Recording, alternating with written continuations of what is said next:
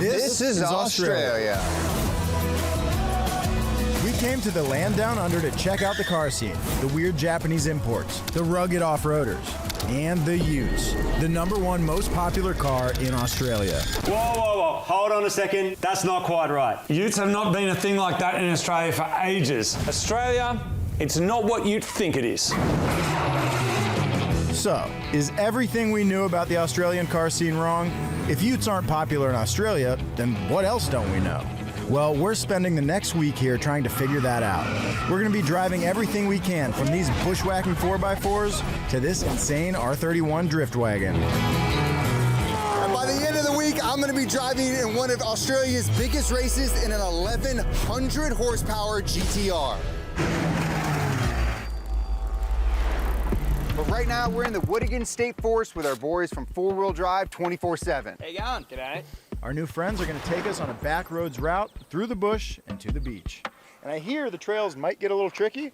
A little bit. Yeah, you're gonna lift a wheel or two. All right. And to get there, we're going to be taking 4-Wheel Drive 24/7's fleet of Australian off-roaders. First is Jock's Toyota Hilux. Tell me about what we're in. What is this? This is a 1994 LN106 Hilux. Bit of a beast. Yeah! Yeah! Next is my boy Sean and Sudi, his outfitted FJ80 Land Cruiser. Look at that. Heaps of traction, mate. Heaps. He feels like it's gonna roll on this side. So. Yeah, if we're gonna roll, you're in trouble, not me. That's you. Yeah, boy. Finally rounding out the pack is Jesse and Bessie, a Nissan Patrol with some cowboy spirit. It gets no love, this car. Everyone in the company hates it. It's like the cheapest car, it goes the best. These things are sort of known for their bulletproof driveline. Yeah. Most of the four-wheel drives are airlocked and stuff, you gotta turn them on and off, whereas this, set and forget, you just go. Oh, it's a bucket, that thing. It's an absolute bucket. Yeah, we probably paid $2,000 too much for that car. Another member of the fleet is this Isuzu D-Max. It's a truck you won't find in the States, but we found out they're pretty popular here in Australia. In fact, in recent years, light trucks like this one have become the #1 selling car in the country, with the Ford Ranger topping the charts last month. What this is, I guess, is really, really popular car here because it allows you to do the Monday to Friday work and then take it away on the weekend with your mates or your family or what have you and go camping. So it kind of gets you the best of both worlds. And that's a complete 180 from the last couple of decades, when Holden's small sedans were the country's best sellers. But we'll get to that later. Right now, the trails are getting a little hairy. What the hell?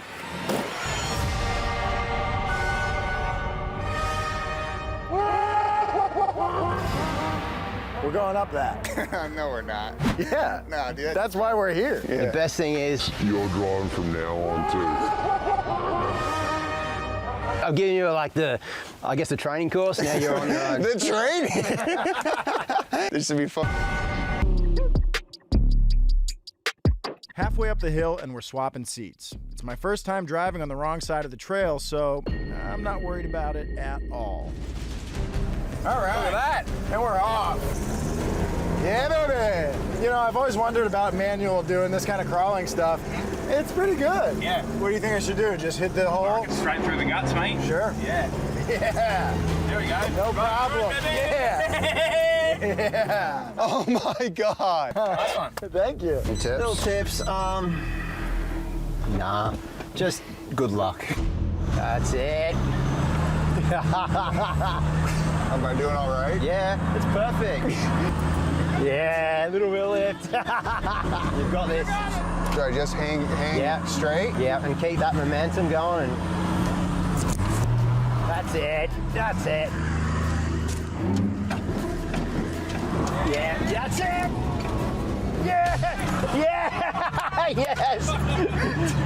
He comes from a racing background, there's no doubt about that. When in doubt, power out. All right, switching drivers, I'm done. Dude, that was nuts. Meanwhile, meet Jeff and Dan. They're 350Z owners and longtime donut fans who think they're here for a meet and greet. But in reality, we're surprising them with new exhaust systems designed specifically for the 350Z from today's sponsor, Borla exhaust. We're gonna hook them up with these Borla exhausts, and I'm gonna go tell them. Hey, I noticed you got a stock exhaust. Oh yeah, man. You wanna change that? Yeah, definitely. Freaking sweet. Everyone loves the 350Z, which is why Borla built 2 brand new systems for it.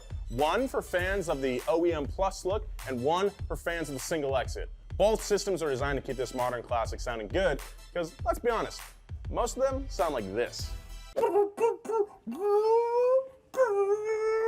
The split rear catback system comes in 2 styles. These 4.5-inch carbon fiber tips with black anodized aluminum, or 4.5-inch black chrome. It'll transform your 350Z from stock to Borla. Yeah, that sounds good. The single exit option features a badass laser cut tip with an engraved Borla logo. And check out the inside. That's the extended polyphonic harmonizer technology, which was first seen on Ken Block's Audi Sport Quattro. In no time, you'll go from stock to Borla. I like that. Both 350Z systems are easy to install, made out of stainless steel, and proudly constructed right here in the US. And Borla backs their quality with an incredible million-mile warranty. So don't just purchase an exhaust system, invest in a personalized driving experience with Borla. To learn more about the all-new 350Z systems, click the link below. Australia is all about little trucks and massive trails. About 90% of Australians live near the coast, despite the continent being close to the size of America, which means there's a ton of extremely remote off-roading all over the country. And 4-wheel drive 24/7 has crossed most of it. They've even crossed some of the hardest trails back in the States. And to get through these super remote places, they say diesel is the only way to go. Nothing is huge horsepower in Australia. Like the diesels have a lot of torque though, which makes them nice and easy to drive. There's a lot of places you just can't even buy gas. You can get really remote out here. Oh yeah, proper. Like, I mean, in the Simpson Desert, we didn't see another person for like 8 days. Wow. Like one stage I was doing about 75,000 kilometers a year. That's like up there with like an Uber driver. Yeah. Have a look at that, eh? Look at the water. There she is.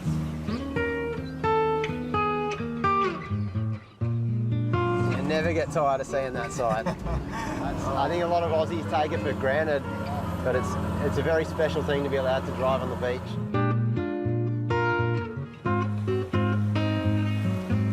All right, boys, we made it to the beach. I'm glad you guys enjoyed yourselves. Give you a good little sneak peek of what it's like full driving in Australia. Yeah, well, we love it. And as a token of our appreciation, we wanted to give you some. That is brilliant.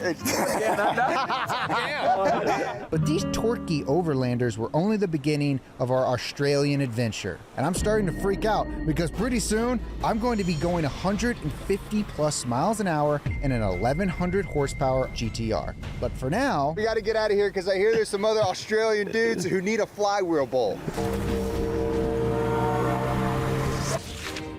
Now that we've finished in the bush, we're heading back to the city with a couple questions. Why is an American truck the #1 selling car in Australia? And where the hell are all the Utes? Luckily, we're meeting up with a couple of boys who know a thing or two about a thing or two. And we hear they might need some help wrenching on a civic project. So you might get rabies from a dog, but from a kangaroo you actually get tetanus. Hey, boys! Hey! Hey! We got a special delivery for you. Oh, crap. Oh. Chair. Oh, sorry. Oh, thank you. Oops, I can't even catch. Take that, we really need some help. Is it lefty tighty down here? I haven't checked. We could find out in the bathroom if you like. Oh yeah, let's go in the bathroom. If you don't know who Mighty Car Mods is, you better get out from under that rock because they're one of the best and one of the most OG car content channels on YouTube. Oh, and Donuts here. They've been at it forever and they are experts on Aussie car culture. Yeah, welcome Donut Media to Australia. You guys do things different down here. They'd be able to answer all of our questions. It's awesome to have you here. We don't get many people come to Australia because it's so far away and they're scared of getting eaten by you know? What have your observations been so far? Well, you know, I haven't noticed nearly as many Utes as I was expecting.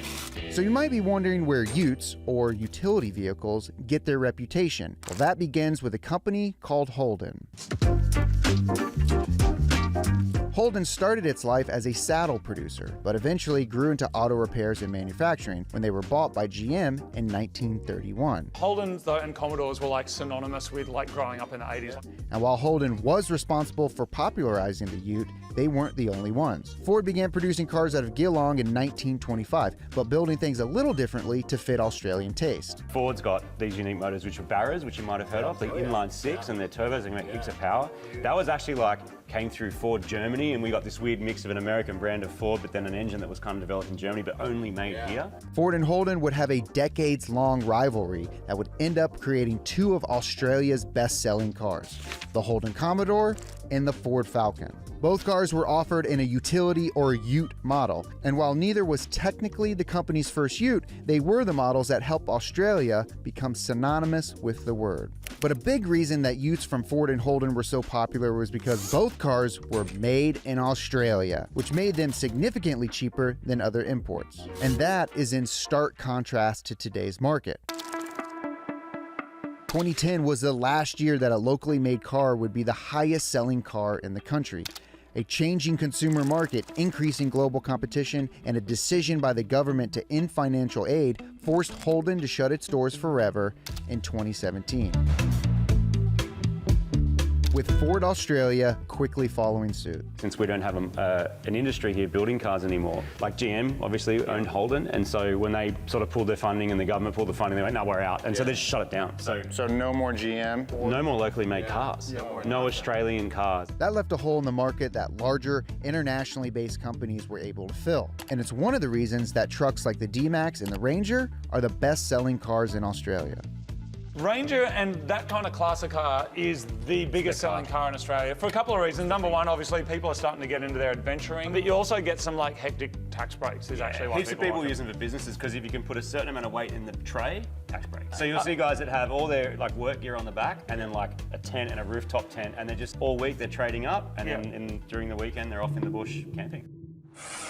But Australia isn't all off-roading and trucks. There's a huge import market in Australia and a giant appetite for anything Japanese. What are we in here, Martin? We are in a Nissan March Super Turbo. Dude, this thing feels pretty good. It's a 1 liter, right? Yeah, 1 litre, 4-cylinder, 1992, but I think they made them in like the late 80s. This twin-charged hot hatch is a favorite of Marty's, partially because for a while it was illegal to import. And there was a period of time where you could only import cars where there was no equivalent made locally, so you couldn't bring in like family cars, and that's why all the imports we had were like Supras, Skylines, 180s, because they didn't compete with a local market. For a time, you could sneak them through, and then the floodgates opened when the local manufacturing disappeared, and they went, yeah, import whatever you want. So while Australia's import laws have loosened up a bit thanks to the lack of domestic manufacturing, their driving laws have never been tighter. The law and what people do with modifications has tightened down as well. Like, if you're caught speeding in your car, depending on the speed you do, like, you're done. Your plates are removed, your license is gone, and that's a go-to-court situation as well. So illegal modifications, you'll get what's called a canary. You've got to get a check every single 12 months, and if your car's canaried or your car is defected, then you can't get it registered. We've heard about cars getting, like, crushed. Yeah, basically, if you're a repeat offender and you're doing really stupid shit, eventually they'll cube your car and just, say, see you later, it's all over. Speaking of JDM cars, I hear there's a pretty big JDM shop around here. Croydon? Yeah, that's the one. Yeah, we can drop you out there if you want to have a look. Where are you going? I'm going to World Time Attack. Could you guys drop me off there too? Yeah, we're going out tonight anyway to do some drifting, so you can come with us. Super Turbo Taxi. Yeah. So while Jerry heads off to practice, I'm going to Croydon Racing Developments, a shop specializing in JDM cars and owners of the world's fastest GTR. Now, Japan has historically been Australia's #1 exporter of cars. Because Australia never had federal regulations on engines like the RB26 and the SR20, everything made in Japan during its golden era very quickly found its way down under. Nissan know-how, building the right cars for Australia. But it's been some time since we've gotten anything really exciting out of Japan. So shops like Croydon help keep the love for classic JDM cars alive and well. Andre, how's it going? Hello, buddy. Welcome to our humble abode here, as we call it, Croydon Racing Developments. This place is awesome. Andre tells me that in recent years, classic JDM cars like the GTR and the Evo have skyrocketed in price, probably because of their increasing rarity and their reputation. This is literally the coolest place ever. That includes Croydon's crown jewel, JUN II, the fastest GTR in the world. Oh yeah, baby. Dude, what a machine you've got. 3,000 measly horsepower.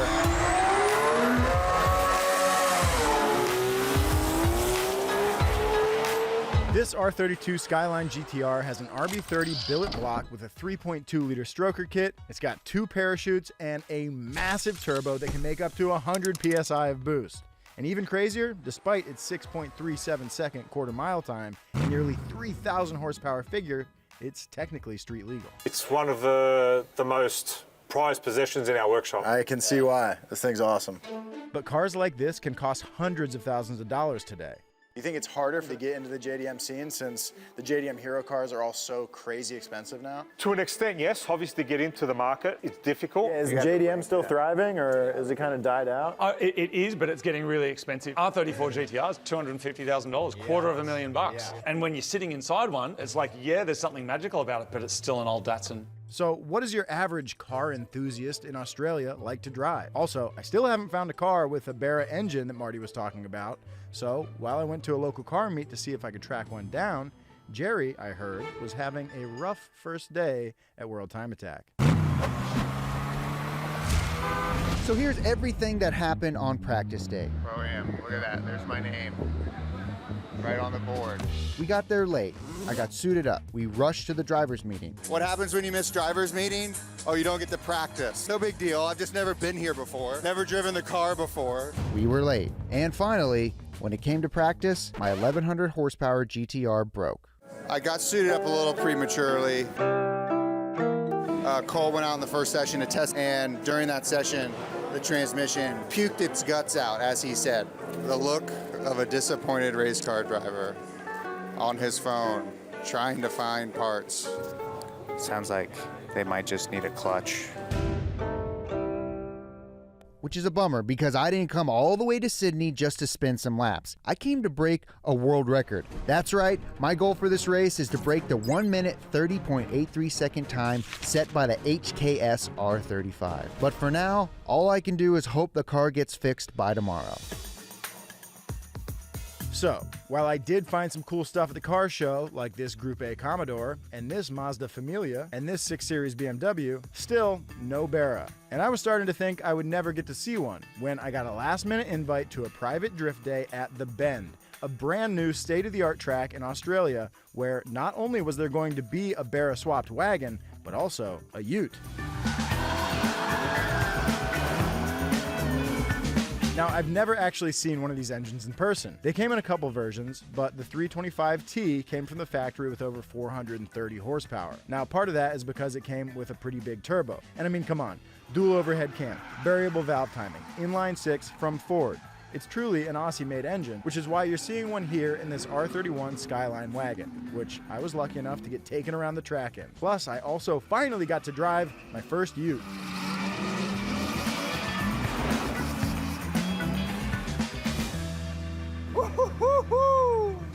Run them till we pop them. That was awesome. And then the most Australian thing I think I've been in since I've been here. So with my Bara wagon drifting itch finally scratched, I went back to Sydney to rest up because tomorrow, World Time Attack officially begins.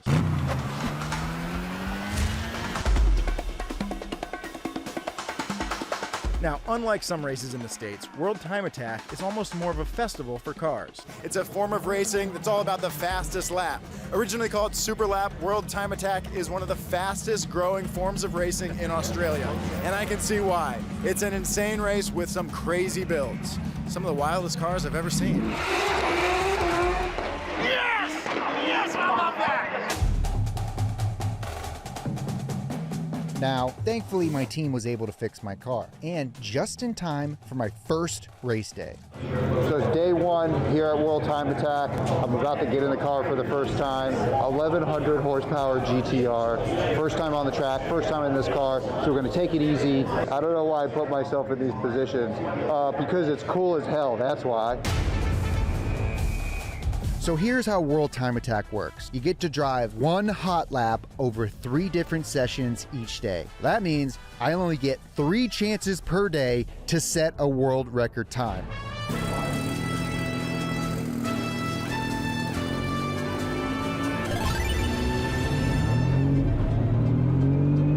Now, because I never got to practice, I'm gonna have to learn the track on the fly.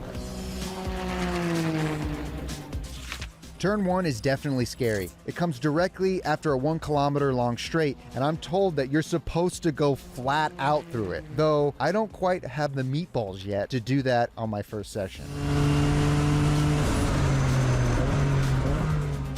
Aside from that, turns 5 and 11 were giving me the most trouble and where I was losing the most time. If I were going to beat that world record, I would have to do good through all these corners.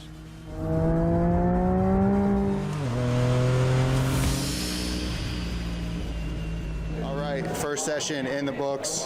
Did a 136, just trying to feel like pedal feel.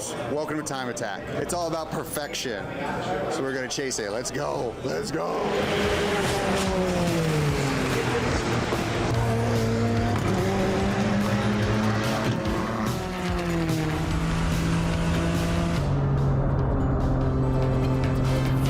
Session number 2, things are starting off pretty good. I'm able to start really pushing the car for the first time, and my times are dropping quickly.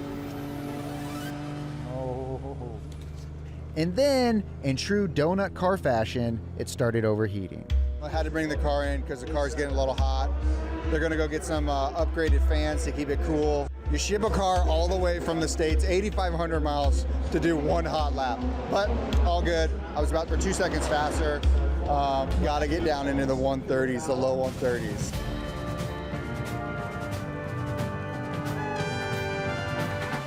All right, Jerry, you got this. Are you ready? Yeah. Are you ready? Yeah. Records are made to be broken. You can do it, dude. Break the record. Leave it all out there. You can break the record. You can break the car. Break the car. I don't care what you break. Just do it for us. Okay. Do it for the kids. All right. Get in the car.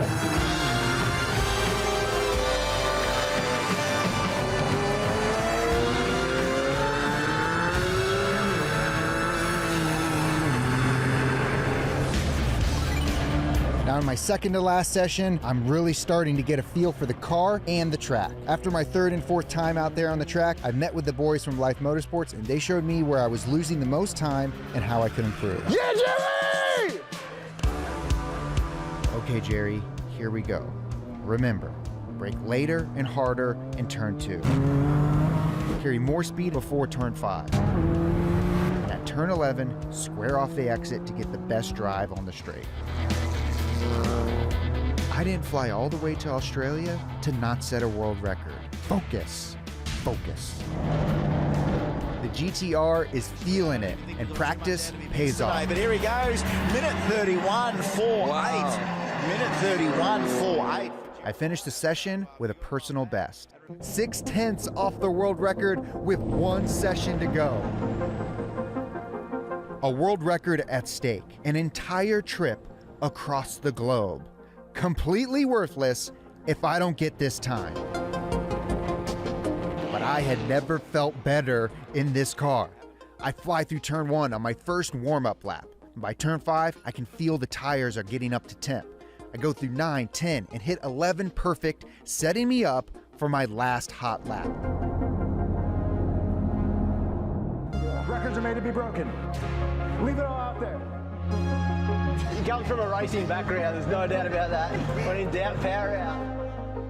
This is going to be the record lap. You can do it, dude. Break the record. Break the record. I cross the start-finish line and the clock starts. I see my turn-in point, and then, going into turn 1 at 155 miles per hour, the car dies. I panic. I try to downshift, but the transmission hates me and my success. It starts shifting from 4th to 6th, then back to 5th.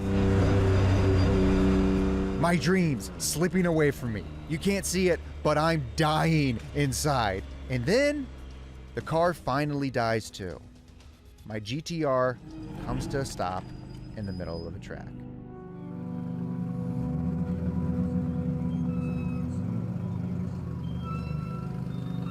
Our audience has seen this face too many times. Car coming down on the first hot lap, coming down the straight, was going good, then just randomly shifted into 6th and died at going, I don't know, 155 miles an hour. I didn't want to be sad like this.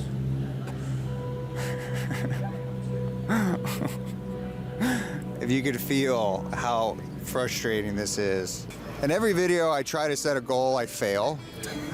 And that's just life, you know? It'd be a failure, I guess, in the true sense of the word failure.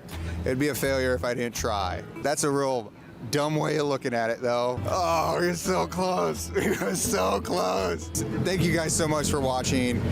Thanks to everyone who helped out in this video. Mighty Car Mods, 4-wheel drive 24/7, and the boys at Life Motorsports that let me drive this R35 GTR. It's just been an amazing experience. So check all those guys out. I love you. Come to Australia. This place is sick. You gotta come down under.